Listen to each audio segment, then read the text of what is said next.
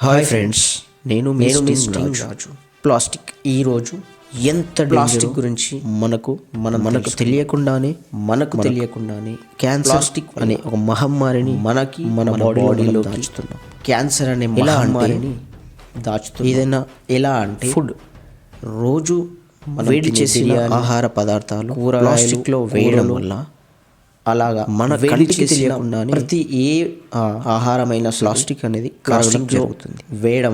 కరగడం వల్ల ప్లాస్టిక్లో మన కంటికి తెలియకుండా అని ప్యాథలెట్స్ అనే ఒక టాక్సీ కెమికల్ బయటికి వస్తుంది. ఆ కరిగిన ఆ కెమికల్ మన బాడీలో పోవడం వల్ల మనకి వచ్చే ఎఫెక్ట్స్ ఎట్లా ఉంటాయంటే క్యాన్సర్, లివర్ ప్రాబ్లం,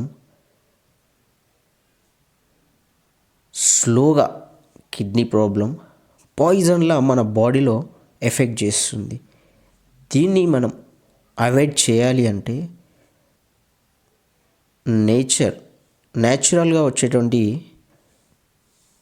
ప్లేట్స్ని యూజ్ చేయాలి. స్టీల్ ప్లేట్స్, ముఖ్యంగా స్టీల్ ప్లేట్స్ ఎక్కువ యూజ్ చేయాలి.